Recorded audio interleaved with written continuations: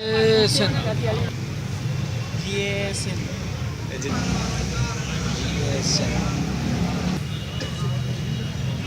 तव्हांजो GSN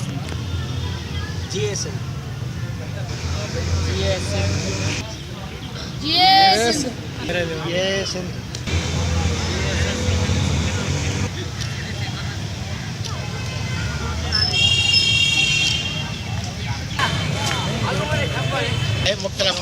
सियासी समाजी ऐं ट्रेड यूनियन पारां जेके रैलियूं कढियूं वियूं आहिनि पैरामेडिकल एसोसिएशन हाईवे मुख़्तलिफ़ एसोसिएशन जे अॻुवान जे फाथल आहिनि उन्हनि खां पुछंदासीं रैलियूं कढियूं सखावत करे सां कहिड़ो पैगाम ॾियणु चाहिनि था।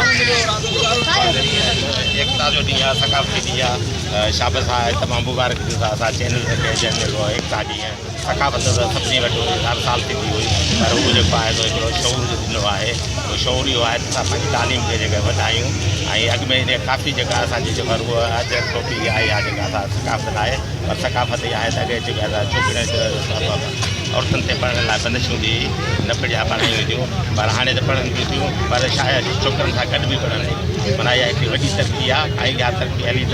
असांजा जेके छोकिरा शायदि हिकिड़ो घर पढ़ियो त सॼो ख़ानदान पढ़ियो, हिकिड़ी औरत पढ़ी, अहिड़ी तरह जेके औरतूं वॾा वॾा डॉक्टर थींदियूं आहिनि, वॾा क्लास ट्वेल्थ थियनि ऐं टेक्नोलॉजी जो ज़मानो आहे। असांखे जेको आहे टेक्नोलॉजी मां बि फ़ाइदो वठणु घुरिजे ऐं अॻियूं रिवायतुनि खे जेको आहे सो अॻे जीअं मोहन जोदड़ो हुनजी जेका रिवायत आहे छॾी आहियूं ऐं उमेदु आहे त असां तरक़ी कंदा रहंदासीं।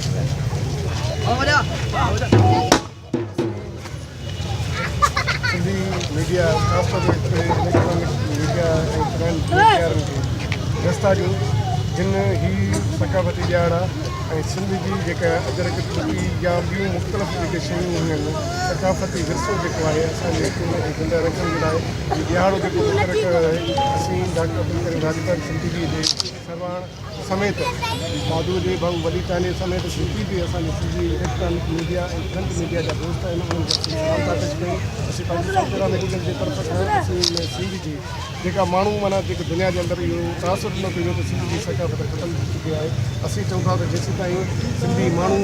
जो जेको तसवर आहे, सिंधी माण्हू जी जेका सोच आहे, जेसीं ताईं सिंधी इलेक्ट्रॉनिक मीडिया आहे, प्रिंट मीडिया आहे, असांजी सिंधी ॿोली जे केरु बि ॿार कोन करे सघे, केरु बि ॿार कोन करे सघे। हुन सां गॾोगॾु असांजा मुख़्तलिफ़ असांजा जेके हिन में अमन वारी सिंध खपे, असांखे लिखियलु सिंध खपे वारे जेके उन्हनि सां जेके सिंधी मीडिया जा जेके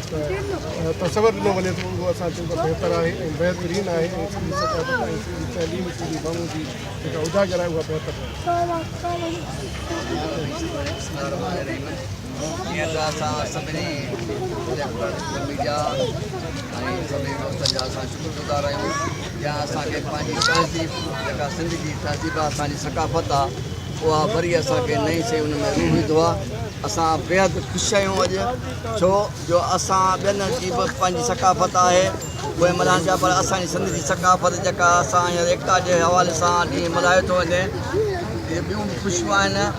जीअं महबूब पाक सल्लल्लाहु अलैहि वसल्लम जे ॾियारो ॿारहीं रबीउल अव्वल, उहा ख़ुशी असां पंहिंजे जोश ऐं जज़्बे सां जो असां अलहमदिल्ला महबूब जा उमती आहियूं। पर अॼोको ॾींहुं बि असां सिंधीअ जी हुजण जे नाते सां